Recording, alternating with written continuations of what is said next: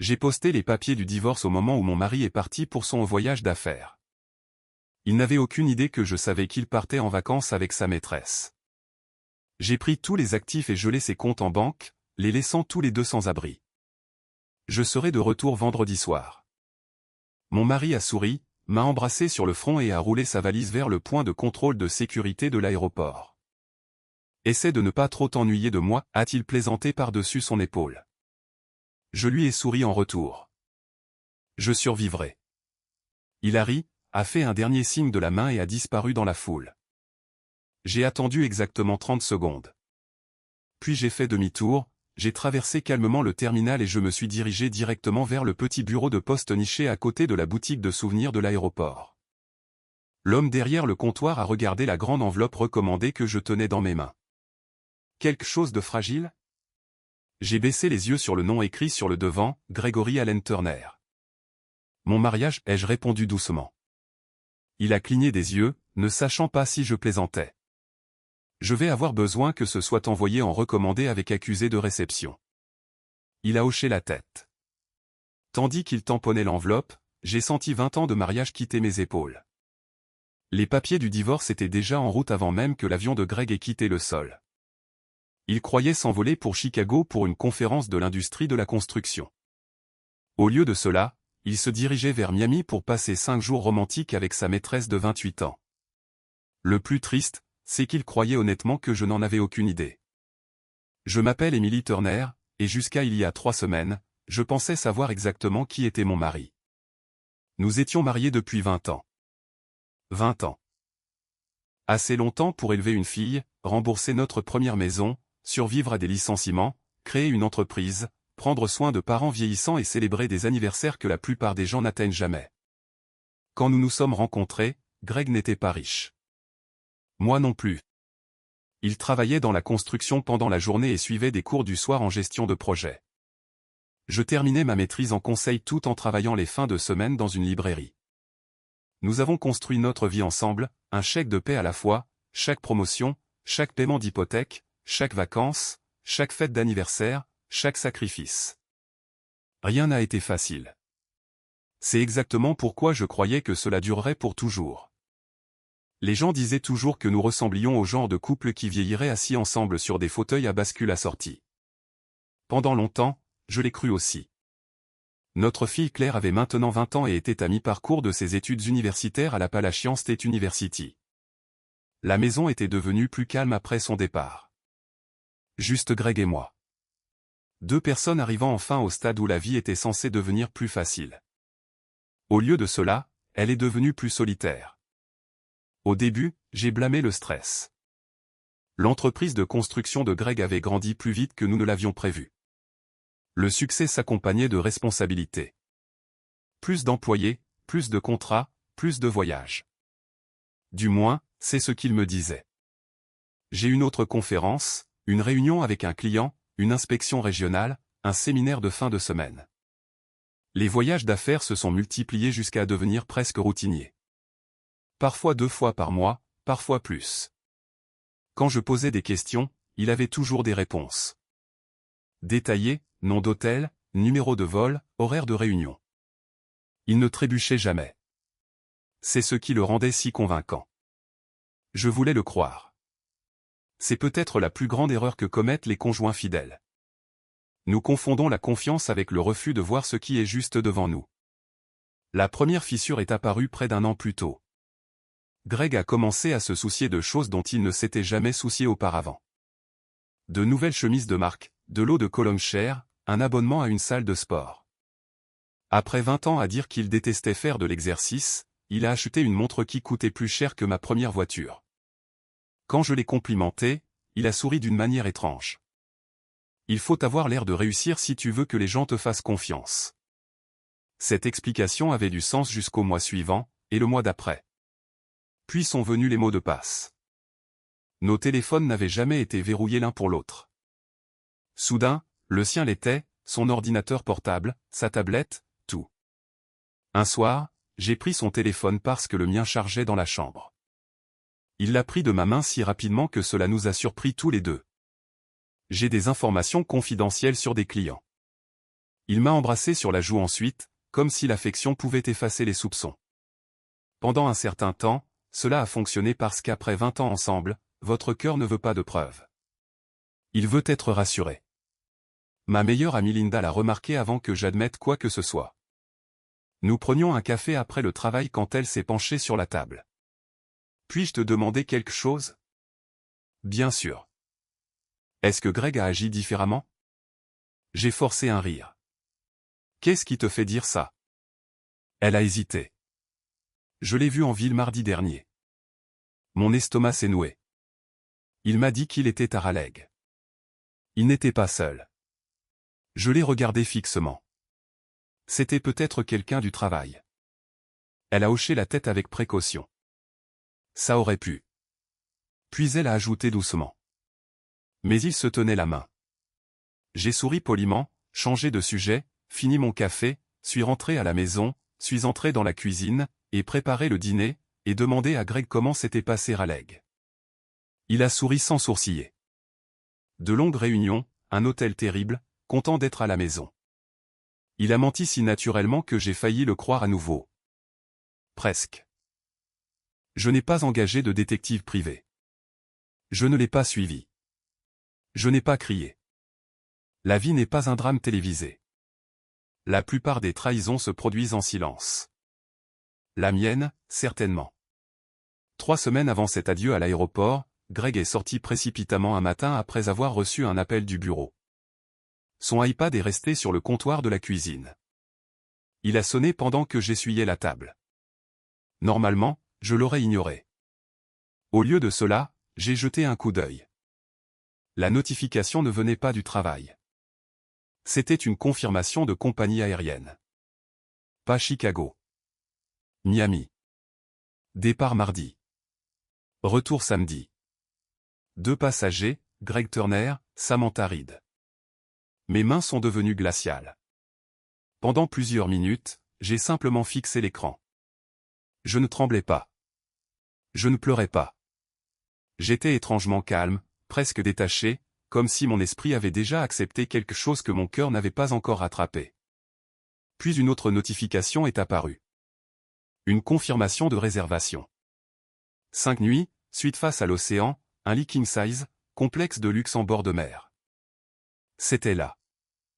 Pas de soupçon, pas d'instinct, pas de rumeur, une preuve, froide, numérique, indéniable. J'ai tranquillement pris des photos avec mon téléphone avant de verrouiller l'écran exactement comme je l'avais trouvé. Greg est rentré ce soir-là en souriant. Il m'a embrassé, a demandé ce que je voulais pour le dîner, a parlé de problèmes de paix, s'est plaint de la hausse des coûts des matériaux, et tout ce à quoi je pouvais penser était, combien de fois s'est-il entraîné à mentir? Le lendemain matin, au lieu de le confronter, j'ai appelé une avocate. Elle s'appelait Rebecca Lawson. Elle était spécialisée en droit de la famille. Elle a écouté sans m'interrompre pendant que je lui expliquais tout. Finalement, elle a demandé, « Que voulez-vous » ? Je ne sais pas. Voulez-vous vous venger? J'ai réfléchi attentivement avant de répondre. Non. Que voulez-vous alors? Je veux que la vérité cesse de me coûter. Elle a souri doucement. C'est un point de départ beaucoup plus sain. Au cours des semaines suivantes, Rebecca m'a aidé à faire quelque chose que je n'aurais jamais imaginé devoir faire. Me préparer à quitter l'homme que j'avais passé la moitié de ma vie à aimer. Légalement, discrètement, prudemment, nous avons rassemblé les dossiers financiers, les documents hypothécaires, les comptes de retraite, les relevés d'entreprise, les polices d'assurance. Chaque morceau de papier racontait une histoire. La plupart d'entre eux montraient 2 personnes construisant une vie ensemble. Quelques-uns montraient un homme la détruisant secrètement. Rebecca m'a averti à plusieurs reprises, ne le confrontez pas tant que tout n'est pas protégé. Alors, je ne l'ai pas fait. J'ai préparé ses déjeuners préférés, posé des questions sur ses réunions, plié son linge, souri sur les photos de famille, et chaque nuit, après qu'il se soit endormi à côté de moi, je fixais le plafond, me demandant comment quelqu'un pouvait mentir si paisiblement. Maintenant, debout dans le bureau de poste de l'aéroport, regardant l'employé me remettre mon reçu de courrier recommandé, j'ai réalisé quelque chose de surprenant. Je n'en voyais pas la fin de mon mariage. Greg l'avait déjà fait. Je ne faisais que reconnaître la réalité. Derrière les grandes fenêtres, j'ai regardé son avion commencer à rouler vers la piste.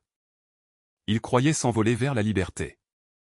Il n'avait aucune idée qu'au moment où il atterrirait à Miami, son avocat aurait déjà une copie de la demande de divorce.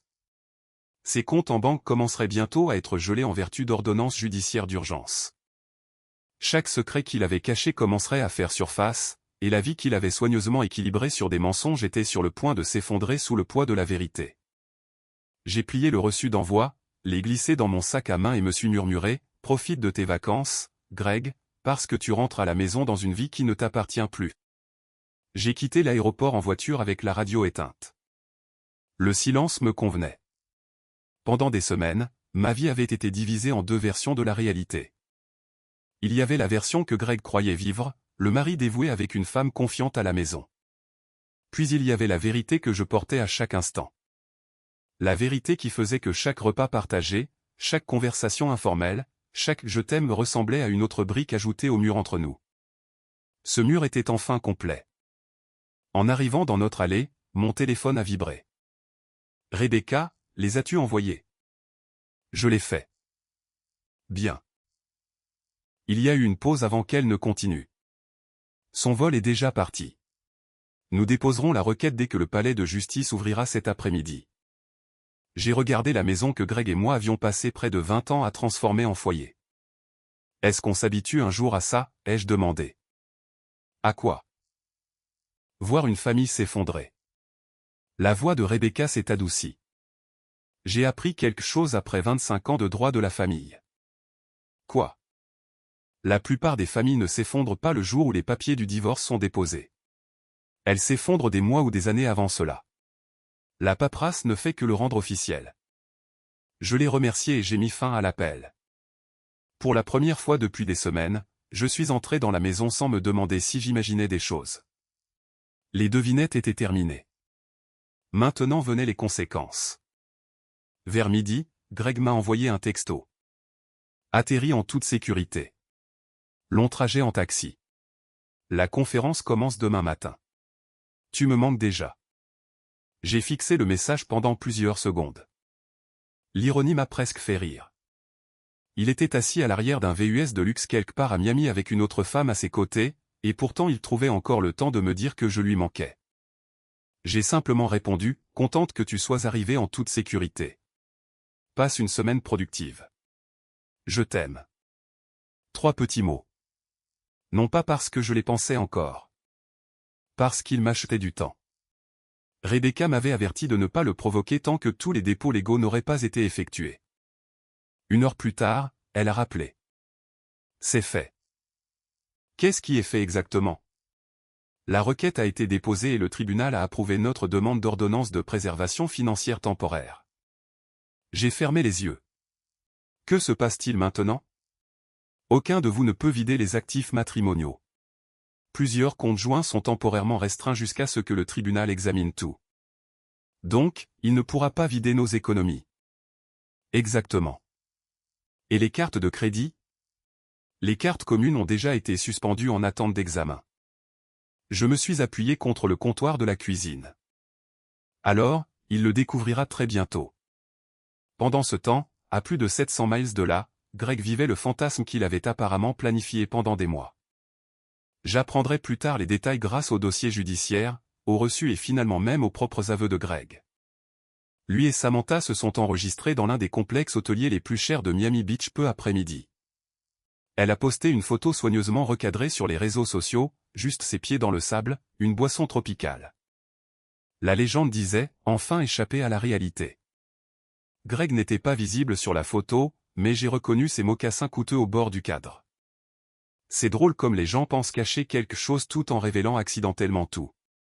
Ils ont passé l'après-midi au bord de la piscine, ont commandé du champagne, réservé un massage en couple, fait des réservations pour le dîner avec vue sur l'océan. Pendant ces quelques heures, ils ont probablement cru qu'ils avaient gagné. La première fissure est apparue juste avant le coucher du soleil. Greg a tendu sa carte de crédit au voiturier pour couvrir les frais accessoires de l'hôtel. Le jeune employé est revenu quelques minutes plus tard. « Je suis désolé, monsieur. » Greg a souri poliment. « Un problème ? Cette carte a été refusée. » Je suis sûr que c'est une erreur. Il a tendu une autre carte. Refusé. Une troisième. Même résultat.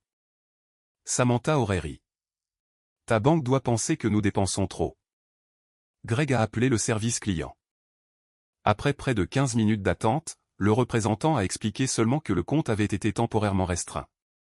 Aucune information supplémentaire ne pouvait être donnée. Il a payé avec une carte de débit liée à son compte chèque personnel. Au moins pour le moment. Cela fonctionnait encore. Il a haussé les épaules. Des pépins technologiques arrivaient. Il n'avait aucune raison de penser autrement. Pas encore. De retour à la maison, je ne célébrais pas. Cela m'a même surprise. Quand j'ai découvert l'affaire pour la première fois, j'avais imaginé que le démasquer serait satisfaisant. Au lieu de cela, c'était lourd, comme porter des meubles hors d'une maison après la mort de quelqu'un. Nécessaire, mais déchirant. Linda est passée ce soir-là avec des plats à emporter de notre restaurant italien préféré. Elle a posé les sacs sur la table de la cuisine et m'a serré dans ses bras sans rien dire. Parfois, le silence est la plus grande gentillesse. Finalement, elle a demandé, « Comment tiens-tu le coup ?» Je ne sais pas. Tu as l'air calme. Je ne me sens pas calme. Elle a hoché la tête d'un air entendu. Je pense que tu es en mode survie. Je n'ai pas pleuré. Tu le feras. J'aimerais presque le faire. Elle nous a versé à chacune un verre de thé glacé. L'aimes-tu encore? La question m'a prise au dépourvu. J'ai regardé par la fenêtre avant de répondre. J'aime l'homme que je pensais avoir épousé. Et l'homme qu'il est maintenant? J'ai dégluti. Je ne pense pas le connaître. Le lendemain matin, Rebecca m'a invité à son bureau. Elle avait plusieurs dossiers étalés sur la table de conférence. Nous avons commencé à examiner les dépenses d'entreprise de Greg. J'ai froncé les sourcils. Je pensais qu'il s'agissait juste de diviser les actifs. C'est le cas. Elle a fait glisser un relevé bancaire vers moi. Mais quelque chose ne colle pas. Au cours de l'heure suivante, elle m'a guidé à travers transaction après transaction. Bijoux de luxe, sac à main de créateur, forfait spa, dîner gastronomique, billets d'avion, loyer mensuel d'un appartement à Miami, des milliers, puis des dizaines de milliers. Finalement, plus de 100 000 $ sur 2 ans. J'ai regardé les chiffres avec incrédulité. Il a dépensé autant? Oui. De nos économies? Rebecca a secoué la tête. En partie. Que veux-tu dire? Certains de ces paiements semblent provenir des comptes professionnels de son entreprise de construction. J'ai levé brusquement les yeux. C'est illégal, n'est-ce pas? Cela dépend s'ils ont été correctement documentés comme des dépenses d'entreprise. Et l'ont-ils été? Elle a lentement fermé le dossier. Émilie, non, ils ne l'ont absolument pas été. La pièce a soudainement semblé plus froide. Ce n'était pas simplement un mari trompant sa femme. C'était un homme d'affaires risquant tout ce qu'il avait passé 20 ans à construire. Pourquoi?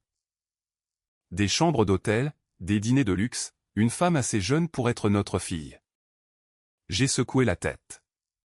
Je ne reconnais même plus ses décisions. Rebecca a soupiré. Les liaisons ne commencent généralement pas par détruire le jugement de quelqu'un. Que veux-tu dire? Elle révèle un jugement qui était déjà en train de disparaître.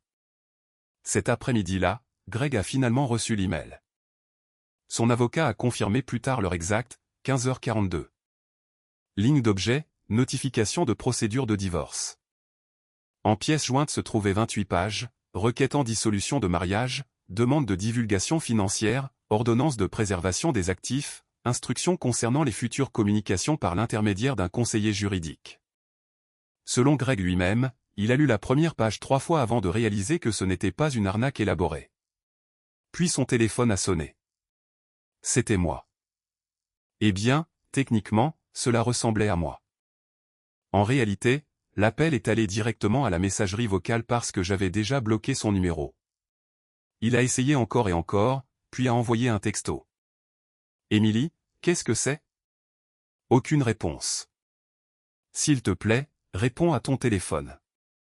Rien. Ce doit être un malentendu. Toujours rien. Finalement. Je ne peux pas tout expliquer. Cette phrase m'a fait sourire tristement. Non pas parce que c'était drôle, parce que c'était prévisible. Après 20 ans ensemble, je connaissais assez bien Greg pour anticiper chacun de ses mouvements. Il ne regrettait pas l'affaire. Il regrettait de s'être fait prendre. Ce soir-là, pendant que Samantha se préparait pour le dîner, Greg était assis seul sur le balcon de leur suite. Son monde avait changé en moins de 24 heures. Il croyait encore qu'il pouvait arranger les choses. Il croyait encore que ce n'était qu'un autre problème que l'argent pouvait résoudre. Il n'avait aucune idée que la vraie tempête n'avait même pas encore commencé. Parce que le lendemain matin, quand il a essayé d'accéder au compte qui finançait tout son style de vie, il était sur le point de découvrir que chaque mensonge comporte une facture. Et finalement, quelqu'un doit la payer. La première fois que j'ai entendu la voix de Greg après avoir posté les papiers du divorce, ce n'était pas lors d'un appel téléphonique. C'était via le haut-parleur du téléphone de mon avocate. Rebecca m'avait prévenu que ce moment viendrait. Quoi que vous fassiez, a-t-elle dit en organisant une autre pile de documents financiers sur sa table de conférence, ne le laissez pas vous entraîner dans une conversation émotionnelle. Je ne le ferai pas. Il voudra s'expliquer. Je sais. Il s'excusera. Je sais. Il pleurera probablement. J'ai regardé par la fenêtre vers le centre-ville de Charlotte. J'ai assez pleuré pendant qu'il me mentait encore. Elle m'a adressé un petit sourire compréhensif. Alors vous êtes prête. Quelques minutes plus tard, l'avocat de Greg s'est joint à la conférence téléphonique. Puis Greg. Le silence a duré plusieurs secondes avant qu'il ne parle enfin. Émilie ? Je n'ai pas répondu. Rebecca l'a fait. Ma cliente est présente. Sa respiration était irrégulière. Émilie, s'il te plaît, parle-moi. J'ai gardé ma voix calme. Vous pouvez parler par l'intermédiaire de votre avocat. Un autre long silence. Je n'ai jamais voulu ça. J'ai failli rire. Non pas parce que c'était drôle, parce que c'était étonnant de voir à quelle vitesse les gens réécrivent l'histoire quand ils sont acculés. Vous avez réservé des vacances romantiques de 5 nuits avec une autre femme, ai-je dit d'un ton neutre. Vous vouliez ça. Ce n'était pas ce que tu penses. Rebecca m'a regardé en silence, me demandant si je voulais continuer. J'ai hoché la tête. Alors, dis-moi. Greg a hésité. J'ai fait des erreurs. Non. Quoi? Tu as fait des choix. Un autre silence. Les erreurs se produisent par accident, ai-je continué. Tu as choisi des billets d'avion. Tu as choisi des réservations d'hôtel. Tu as choisi des mensonges. Tu as choisi une autre femme. Je peux expliquer. Je me suis penché en avant. Combien de fois? Quoi? Combien de fois as-tu été avec elle? Il n'a pas répondu. Un voyage. Silence. 5. Rien. 20. Son avocat a finalement interrompu. Il a été conseillé à mon client de ne pas discuter de l'affaire en détail. Rebecca a répondu immédiatement. Alors nous n'avons rien d'autre à discuter aujourd'hui. L'appel s'est terminé. Je suis resté assise là un long moment. Je ne tremblais pas. Je n'étais pas en colère. Ce qui m'a le plus surprise, c'est le peu que je ressentais. Parfois, le chagrin le plus profond vient après que les larmes ont déjà été versées. Au cours de la semaine suivante, d'autres morceaux de la double vie de Greg ont fait surface. Non pas parce que je les cherchais, parce que les dossiers financiers ne mentent pas. Relevés de cartes de crédit, factures d'hôtel, virements bancaires, reçus de restaurants. Rebecca et un comptable judiciaire ont soigneusement assemblé une chronologie s'étendant sur près de 2 ans. Il n'y avait pas que des vacances. Il y avait des paiements de loyer mensuels pour un condo de luxe à Miami, des boutiques de créateurs, des locations de yachts privés, des week-ends au spa, des bijouteries. J'ai regardé le tableur. Donc, ce n'était pas une liaison. Rebecca a croisé les mains. Que veux-tu dire? C'était une autre vie. Elle a hoché la tête lentement.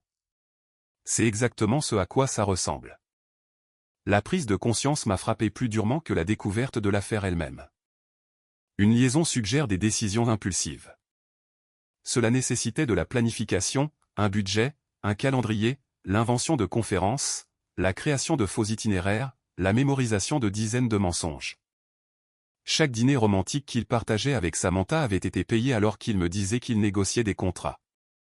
Chaque anniversaire qu'il avait oublié prenait soudain tout son sens. Chaque week-end annulé, chaque réunion de travail tardive. Rien de tout cela n'avait été aléatoire. Cela avait été organisé. Claire est rentrée à la maison ce week-end-là. Elle était déjà au courant du divorce, pas par moi. Greg l'avait appelée à plusieurs reprises après avoir découvert que je l'avais bloquée. Elle est arrivée avec un sac de voyage et m'a immédiatement serré dans ses bras. Aucune de nous n'a parlé. Nous sommes simplement restés là, dans la cuisine. Finalement, elle a murmuré « Je suis tellement désolée, maman. » Je lui ai embrassé le sommet de la tête. « Tu n'as pas à t'excuser. » Je sais. Elle a regardé autour d'elle dans la maison. C'est différent. C'est différent. Nous avons fait du café et nous nous sommes assises sur la véranda arrière où nous avions passé des centaines de soirées au fil des ans. Claire a regardé le jardin. Je n'arrête pas de penser à tous ces voyages. Moi aussi. Je le croyais aussi. J'ai tendu la main sur la table et j'ai serré la sienne. Il nous a menti à toutes les deux. Des larmes ont rempli ses yeux. Tu sais ce qui fait le plus mal? Quoi? Je l'ai défendu. Elle a eu l'air embarrassée. Quand tu as demandé si ces voyages semblaient excessifs. Je t'ai dit que papa ne tricherait jamais. Tu essayais de protéger ta famille. Je protégeais un mensonge. Non. J'ai secoué doucement la tête. Tu protégeais l'homme que tu croyais être ton père. Elle s'est finalement laissée pleurer. Je ne sais plus comment lui parler. Tu n'as pas à décider aujourd'hui. Greg, pendant ce temps, découvrait que la perte de confiance a une façon de se répercuter sur tous les aspects de la vie.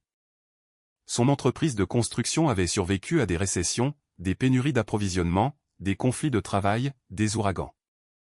Ce à quoi elle n'était pas préparée, c'était que son propriétaire prenne des décisions financières imprudentes. Un lundi matin, son comptable de longue date a demandé une réunion d'urgence. Il s'appelait Robert Jenkins. Il travaillait aux côtés de Greg depuis près de 18 ans. Selon un témoignage ultérieur, Robert a fermé la porte du bureau et a placé plusieurs dossiers sur le bureau de Greg. Nous avons un problème. Greg s'est frotté le front. J'en ai plusieurs. Celui-ci concerne le fisc. Greg a levé les yeux. De quoi parles-tu? Robert a ouvert les dossiers. J'ai examiné les notes de frais et il y a des charges ici qui ne sont pas liées aux affaires. Greg n'a rien dit. Complexe de luxe.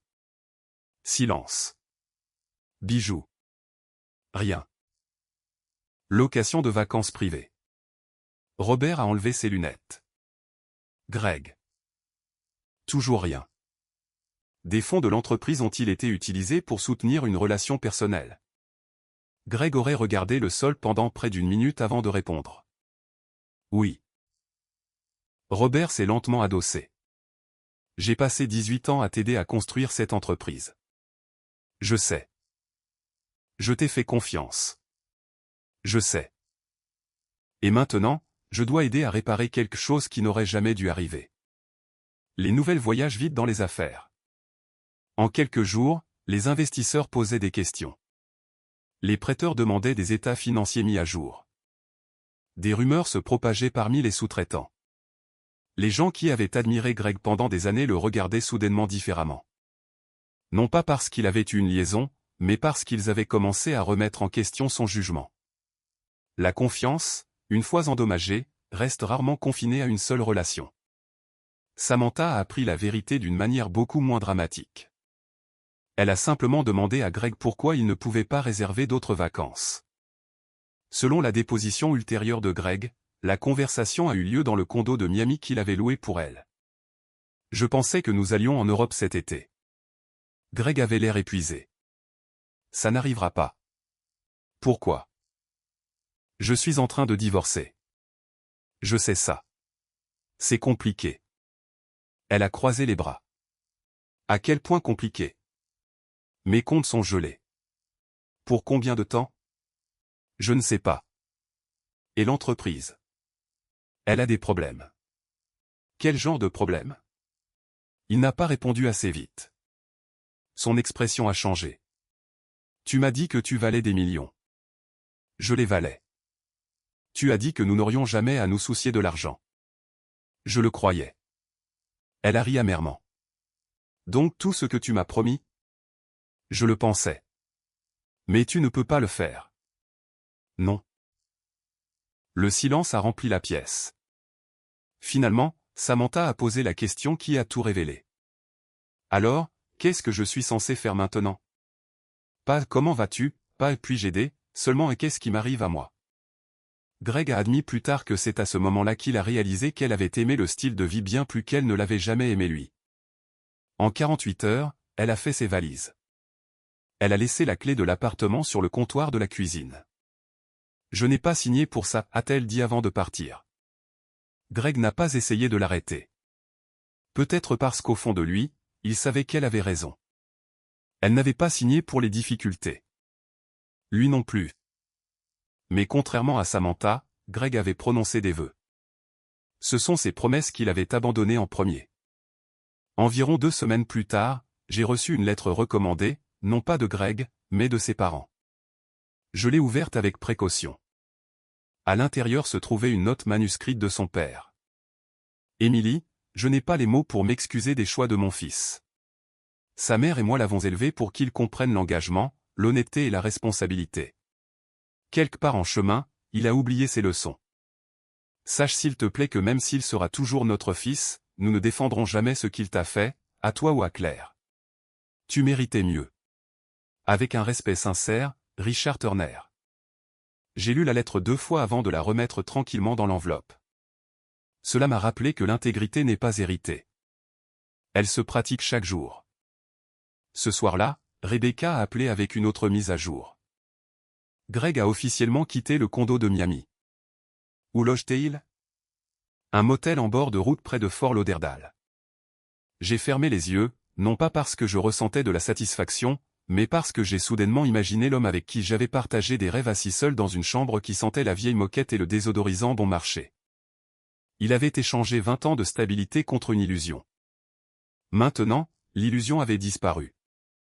Et pour la première fois depuis des décennies, il n'avait plus nulle part où se cacher de lui-même. Les gens aiment imaginer la vengeance comme un seul moment dramatique, une victoire au tribunal, une dispute, une humiliation publique. La vie réelle fonctionne rarement de cette façon. D'après mon expérience, les conséquences arrivent discrètement. Elles ne défoncent pas la porte.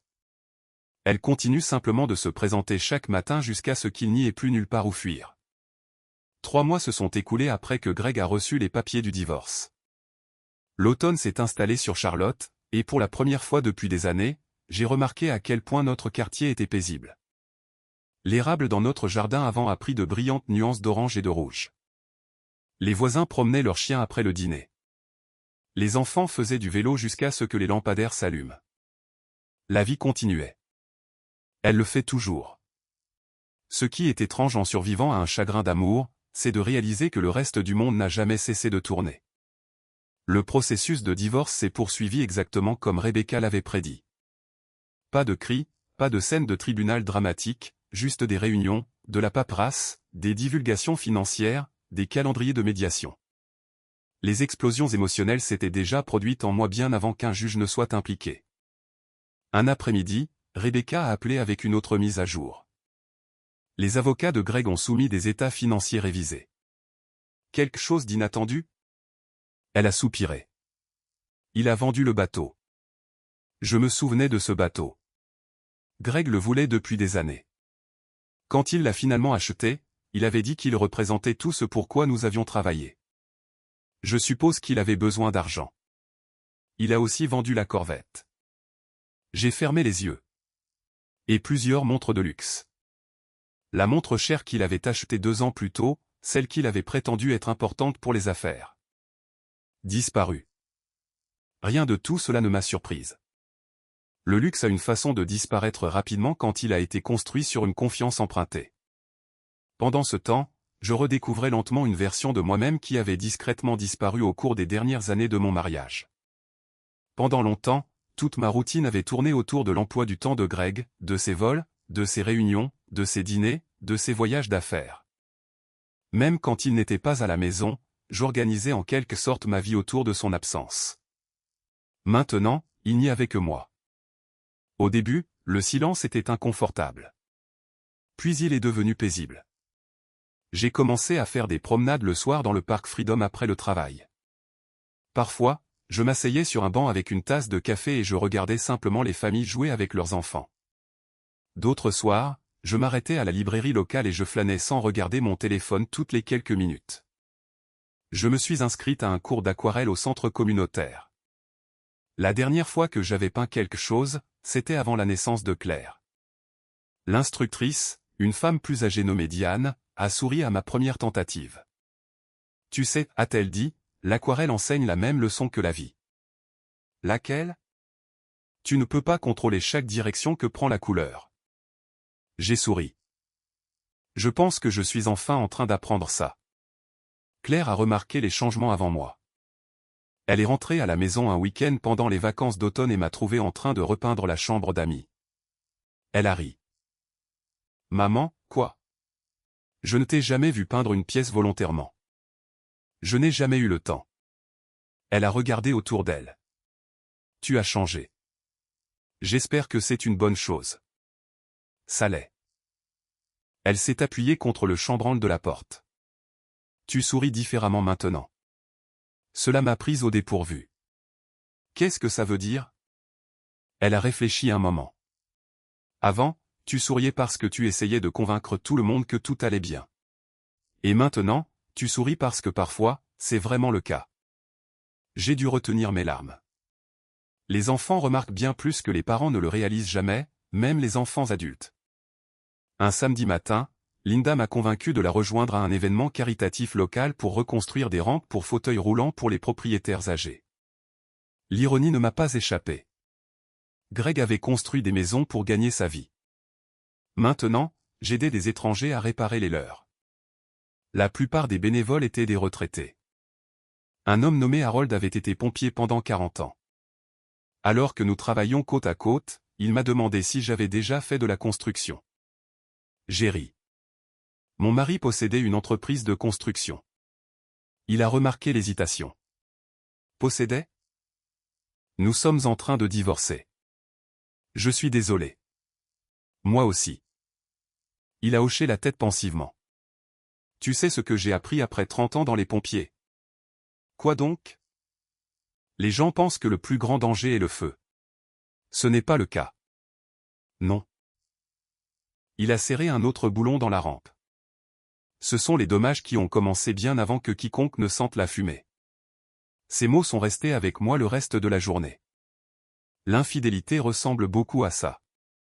Au moment où tout le monde voit les flammes, la structure s'affaiblit depuis longtemps. La vie de Greg était très différente.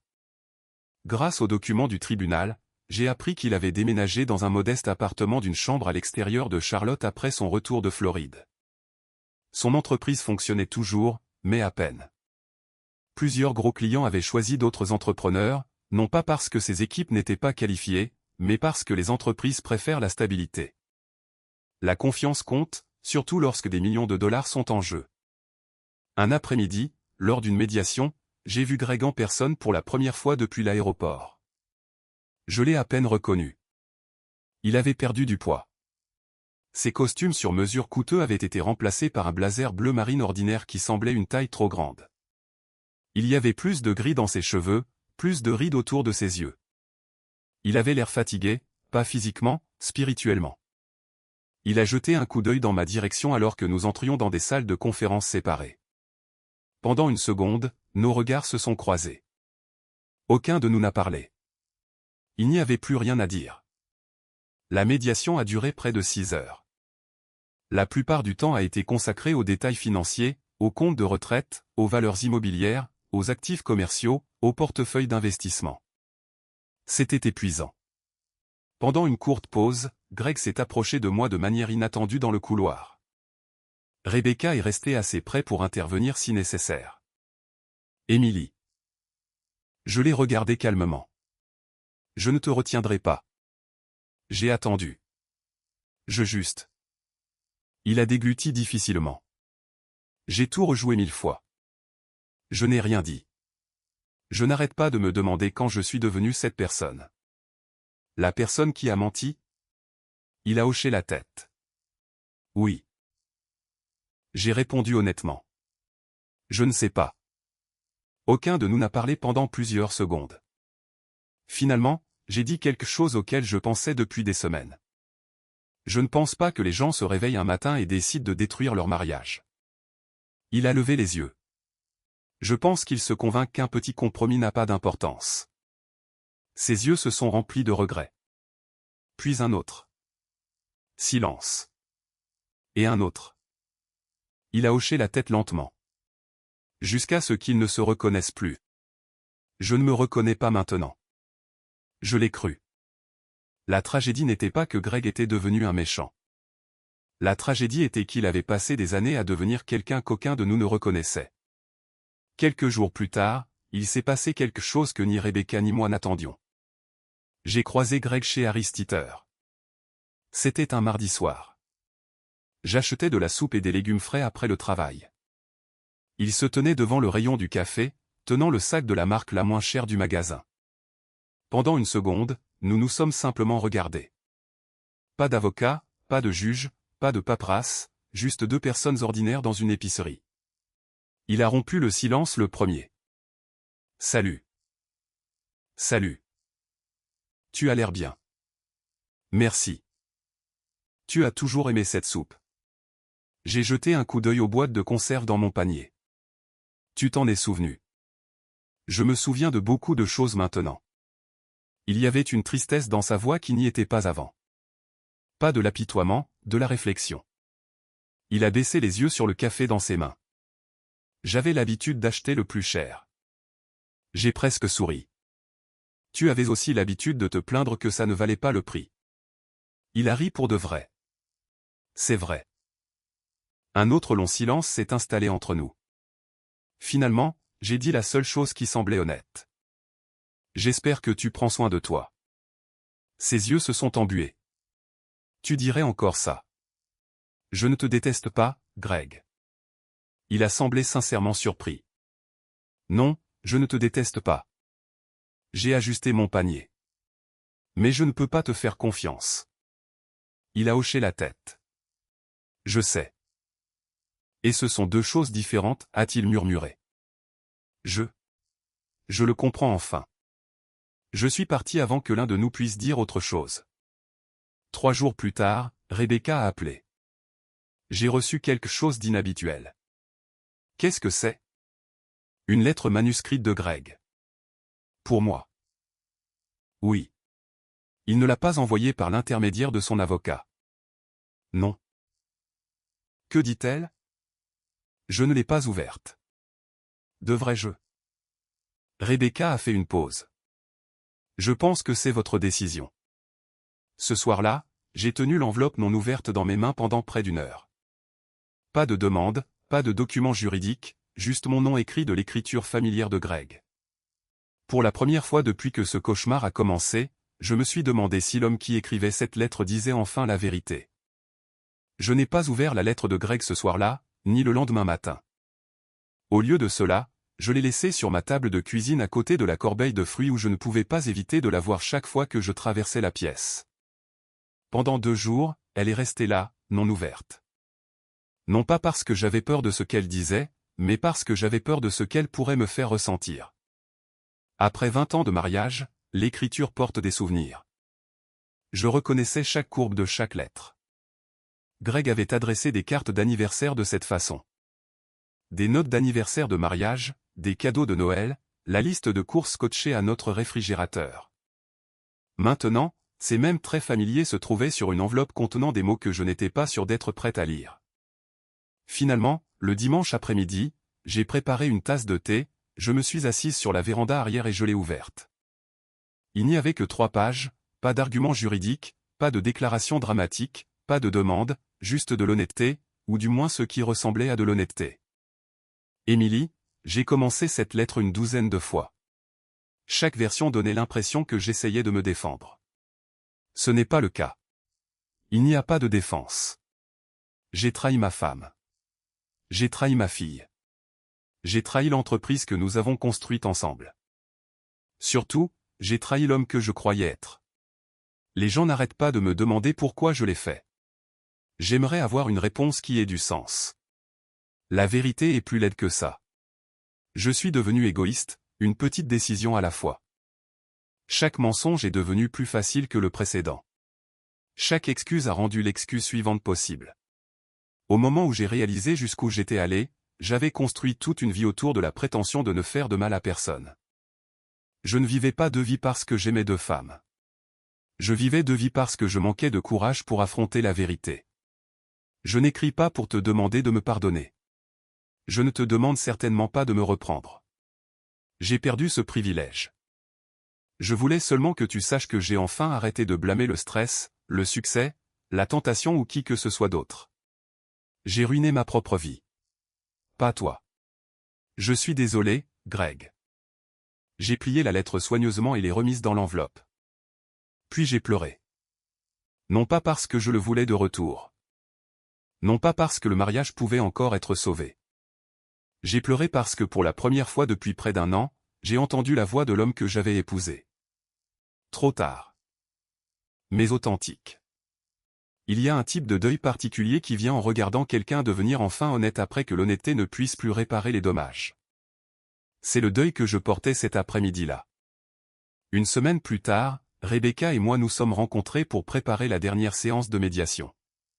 Elle m'a regardé par-dessus ses lunettes de lecture. Vous semblez différente. J'ai lu la lettre et je l'ai crue. Elle a hoché la tête lentement. Vous savez, croire que quelqu'un a changé n'est pas la même chose que se réconcilier. Je sais. Vous seriez surprise du nombre de personnes qui confondent le pardon et la réconciliation. Pas moi. Elle a souri.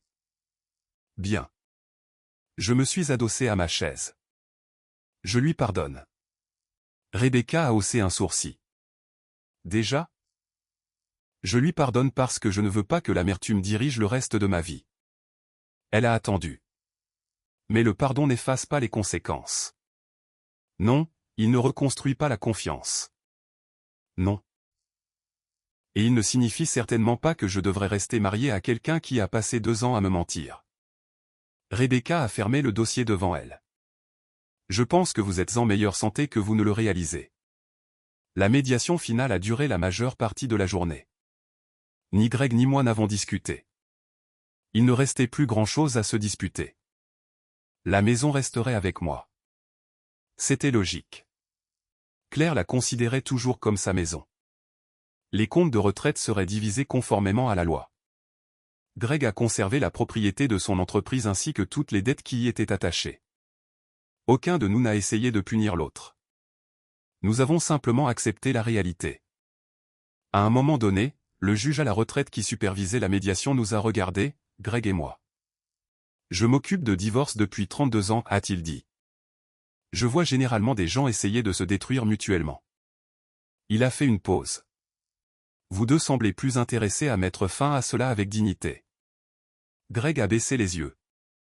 J'ai déjà assez détruit. Le juge a hoché la tête en silence. Comme beaucoup de gens qui se sont assis où vous êtes assis aujourd'hui. Lorsque le dernier document a été signé, Rebecca a fait glisser le dossier final vers moi. C'est tout. 20 ans de mariage s'étaient officiellement terminés par une signature. Pas de musique dramatique, pas de cris, juste de l'encre séchant sur du papier. Je m'attendais à un soulagement. Au lieu de cela, j'ai ressenti quelque chose de plus proche de l'acceptation. Certains chapitres ne se terminent pas parce que nous sommes heureux. Ils se terminent parce que les continuer ferait encore plus mal. Claire est rentrée à la maison ce week-end-là. Elle m'a trouvé en train d'organiser de vieux albums de photos de famille dans le salon. « Est-ce que ça va » a-t-elle demandé. Je pense que oui. Elle s'est assise à côté de moi. Nous avons tourné les pages ensemble.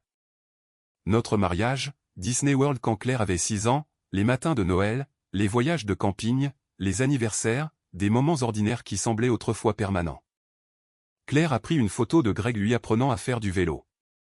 Il était vraiment un bon père. Il l'était. Elle a semblé incertaine. Ai-je le droit de dire ça? J'ai souri doucement. Bien sûr. Je ne veux pas que tu penses que je prends son parti. Ma chérie, j'ai posé ma main sur la sienne. Tu n'as jamais à choisir entre aimer tes parents. Elle a semblé soulagée. Je déjeune avec papa tous les samedis. Je sais. Il écoute surtout. C'est probablement une bonne chose. Il s'est excusé. J'ai hoché la tête. Pour tout. Le crois-tu? Claire a regardé la photo pendant plusieurs secondes. Je pense qu'il comprend enfin ce qu'il a perdu. Moi aussi.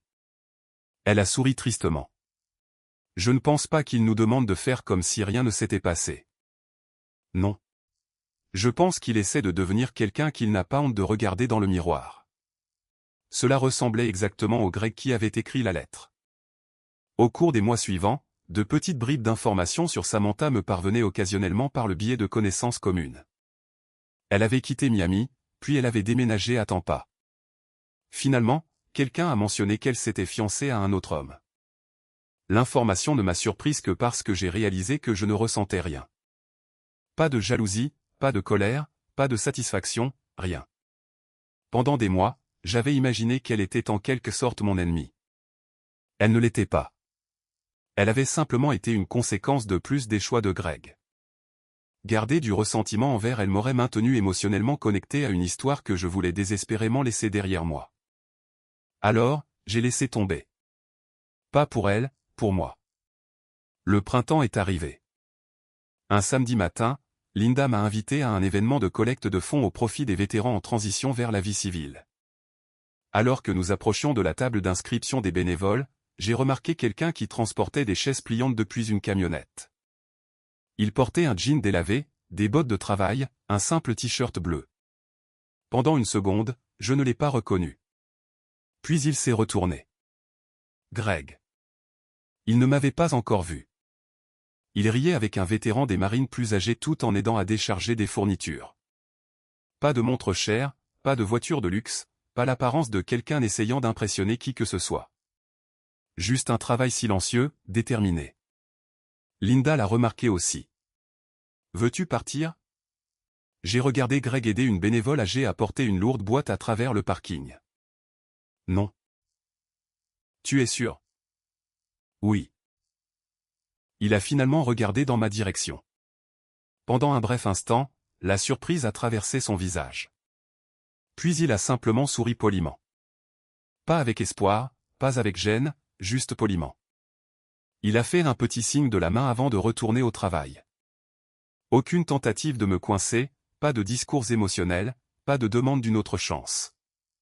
En le regardant disparaître à nouveau dans la foule de bénévoles, quelque chose d'inattendu s'est installé en moi. La paix.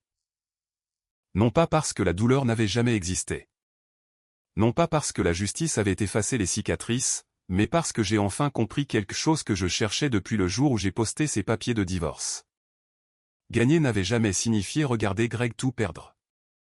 Gagner signifiait refuser de me perdre moi-même. Et pour la première fois depuis très longtemps, je savais que je ne l'avais pas fait. 6 mois après la finalisation de notre divorce, Claire a obtenu son diplôme universitaire. Ce matin-là, je me tenais devant le miroir de ma chambre, attachant un simple collier de perles que ma mère m'avait donné des années auparavant. Pour la première fois depuis longtemps, m'habiller pour un événement familial ne me remplissait pas d'anxiété. Il n'y avait pas à se demander si Greg et moi allions nous disputer en voiture. Pas de répétition de conversation, pas de prétention que tout allait bien. Il n'y avait que de la fierté. Notre fille avait mérité cette journée. Rien d'autre ne méritait de l'éclipser. La cérémonie de remise des diplômes s'est déroulée par un chaud après-midi de mai sous un ciel bleu vif de Caroline. Les familles ont rempli le stade de football bien avant le début du cortège. Les parents portaient des fleurs. Les grands-parents cherchaient des places. Les petits-enfants agitaient des pancartes faites maison avec des paillettes couvrant chaque centimètre de carton. La vie a une façon remarquable de nous rappeler que la joie existe encore même après un chagrin d'amour. J'ai aperçu Greg à plusieurs rangées de là. Il avait encore l'air différent, en meilleure santé qu'il ne l'était pendant la médiation, se tenant toujours plus discrètement que l'homme d'affaires confiant que j'avais connu. Quand nos regards se sont croisés, il a hoché la tête poliment. J'ai hoché la tête en retour. C'était suffisant. Pas de gêne, pas de ressentiment, juste deux parents attendant de célébrer la même jeune femme. Quand le nom de Claire a résonné dans les haut-parleurs, nous nous sommes levés tous les deux exactement au même moment. Nous avons applaudi jusqu'à ce que nos mains nous fassent mal. Elle a traversé la scène en souriant d'une oreille à l'autre, pour un beau moment. Elle n'était pas la fille de parents divorcés. Elle était simplement une jeune femme commençant son avenir. Après la cérémonie, les familles se sont rassemblées sur la pelouse pour des photos.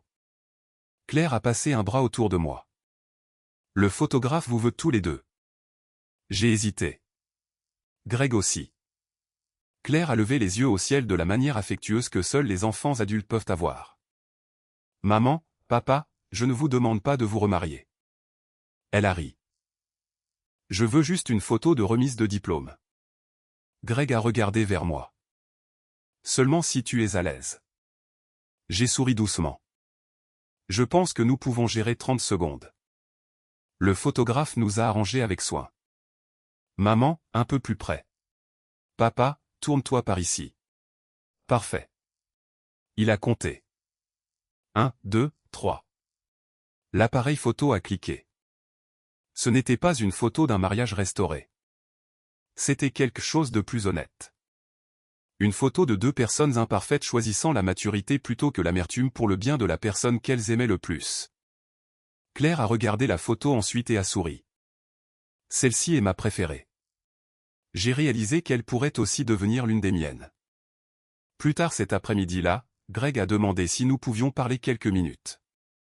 Pas en privé, juste à l'écart de la foule. Nous avons marché vers un banc ombragé surplombant la pelouse du campus. Il gardait les mains dans ses poches. Je voulais te remercier. Pourquoi? Pour n'avoir jamais essayé de monter Claire contre moi. Je l'ai regardée. Elle méritait ses deux parents. Tu aurais pu rendre cela impossible. J'ai pensé à beaucoup de choses. Il a hoché la tête. Je sais. J'ai décidé il y a longtemps que ta relation avec Claire n'était pas à moi de la détruire. Il a baissé les yeux. Tu m'as montré plus de grâce que je n'en méritais. J'ai réfléchi à cela attentivement avant de répondre. La grâce n'est pas la même chose que l'oubli. Je sais. Je me souviens de tout. Il a dégluti. Moi aussi. Il y a eu un long silence rempli seulement par les applaudissements lointains d'une autre cérémonie de remise de diplôme qui commençait à proximité. Finalement, Greg a repris la parole. J'ai passé la dernière année à essayer de comprendre comment je suis devenu quelqu'un capable de blesser les personnes que j'aimais le plus. Et je pense que le succès m'a lentement convaincu que je méritais plus qu'une vie ordinaire. Il a eu un sourire triste. J'ai cessé d'apprécier ce qu'on m'avait déjà donné. Je me suis souvenu du jeune homme qui mangeait des hamburgers de restauration rapide avec moi sur le capot de sa camionnette parce que nous ne pouvions pas nous permettre les restaurants à l'époque. Tout avait semblé suffisant. Je pensais que l'excitation signifiait le bonheur, a continué Greg doucement. Ce n'est pas le cas. Non. J'ai confondu l'attention avec l'amour. J'ai hoché la tête. Beaucoup de gens le font. Il m'a regardé pendant plusieurs secondes. Je ne demande pas une autre chance. Je sais. Je ne t'insulterai pas de cette façon. J'ai apprécié cette honnêteté. Au lieu de cela, il a mis la main dans la poche de sa veste et m'a tendu une brochure pliée. C'était d'une organisation à but non lucratif qui encadrait de jeunes chefs d'entreprise. Je suis bénévole là-bas maintenant. J'ai regardé la brochure. Qu'est-ce que tu enseignes? Il a souri, presque gêné. Ce qui se passe quand l'ambition grandit plus vite que le caractère. Je n'ai pas pu m'empêcher de sourire en retour. C'est une leçon qui vaut la peine d'être enseignée. Je l'ai apprise à la dure. Raclement de gorge au cours de l'année suivante, nos vies ont lentement trouvé leur propre rythme. La mienne est devenue merveilleusement ordinaire. J'ai continué à travailler comme conseillère scolaire, aidant les adolescents à naviguer dans des problèmes qui leur semblaient souvent énormes. Parfois, j'écoutais des élèves aux prises avec une confiance brisée ou un conflit familial, et je me souvenais silencieusement comment la guérison commence, non pas en prétendant que rien ne s'est passé, mais en affrontant la réalité. Honnêtement, je n'ai jamais utilisé ma propre histoire. Il ne s'agissait pas de moi, mais cela m'a aidé à comprendre la leur. En dehors du travail, j'ai continué à faire du bénévolat. Je peignais tous les jeudis soirs. J'ai voyagé avec Linda dans des parcs nationaux que nous avions toujours parlé de visiter. Pour la première fois depuis des décennies, j'ai appris à construire une vie qui m'appartenait entièrement. Non pas parce que je le devais, parce que je le voulais. Environ 18 mois après le divorce, j'ai rencontré quelqu'un. Il s'appelait Daniel, un veuf, un professeur d'histoire à la retraite. Nous nous sommes rencontrés lors d'un programme d'alphabétisation bénévole à la bibliothèque publique. Il ne m'a pas fait tourner la tête. Il n'a pas fait de grandes promesses. Il s'est simplement présenté à l'heure, à chaque fois. S'il disait qu'il appellerait mardi soir, mon téléphone sonnait mardi soir. S'il promettait de se retrouver pour un café à 10 h, il arrivait à 9h55. J'ai été étonné de voir à quel point la constance pouvait être réconfortante après des années d'incertitude. Un soir, il a demandé doucement, « As-tu peur de faire confiance à nouveau ?» J'ai répondu honnêtement. « Je ne pense pas avoir peur. » « Que es-tu alors ? » « Plus sage. » Il a souri. « Je peux vivre avec ça. » Il n'y avait pas de précipitation, pas de pression. Les relations saines n'exigent pas de certitude du jour au lendemain. Elles gagnent la confiance un jour ordinaire à la fois. Greg a également reconstruit son entreprise. Pas à sa taille d'origine. Il ne voulait plus de ça. Il a réduit intentionnellement. Moins d'employés, moins de projets, plus de temps. Il a finalement parlé ouvertement à de jeunes entrepreneurs de l'éthique, du leadership et de la responsabilité. Un soir, Claire m'a dit qu'elle avait assisté à l'une de ses présentations. « Qu'a-t-il dit ?» ai-je demandé. Elle a souri. Il leur a dit que la plus grande faillite qu'il ait jamais connue n'était pas financière. Que voulait-il dire? Il a dit, elle a fait une pause, se souvenant de ses mots exacts. Quand vous commencez à croire que les règles ne s'appliquent plus à vous, vous avez déjà fait faillite en caractère. L'argent est juste plus lent à le remarquer. Je suis resté assise en silence un moment. Cela ressemblait à un homme qui avait enfin cessé de se fuir. Parfois, les gens me demandent si je regrette d'avoir gelé les comptes, si je regrette d'avoir posté les papiers du divorce avant même que Greg n'atterrisse à Miami. Ma réponse n'a jamais changé. Non. Non pas parce que je voulais me venger. Parce que les limites comptent. La responsabilité compte. L'amour sans honnêteté devient une permission pour la trahison. Me protéger n'était pas de la cruauté. C'était du respect de soi. Le divorce n'a pas détruit notre mariage. Ses choix l'avaient déjà fait. La paperasse a simplement reconnu la vérité. En y repensant maintenant, je ne me souviens pas de l'affaire comme du chapitre déterminant de ma vie. Je me souviens de ce qui est venu après. La reconstruction tranquille, les amitiés qui m'ont porté, la résilience de ma fille, la découverte que la paix n'arrive pas quand quelqu'un d'autre souffre. Elle arrive quand vous arrêtez de porter ce qui n'a jamais été à vous de réparer. Si cette histoire vous laisse avec quelque chose, j'espère que c'est ceci. N'ignorez pas les petits compromis qui érodent lentement la confiance. Ne confondez pas le pardon avec l'acceptation de trahisons répétées. Et ne croyez jamais que protéger votre dignité fait de vous une personne cruelle. Parfois, la chose la plus gentille que vous puissiez faire pour vous-même et même pour la personne qui vous a blessé est de permettre aux conséquences d'enseigner la leçon que vous ne pouvez plus enseigner. Merci d'avoir partagé ce voyage avec moi. Si l'histoire d'Émilie a résonné en vous, j'aimerais connaître vos pensées. Avez-vous déjà vu quelqu'un reconstruire sa vie après une trahison ou avez-vous dû reconstruire la vôtre? Partagez votre point de vue dans les commentaires.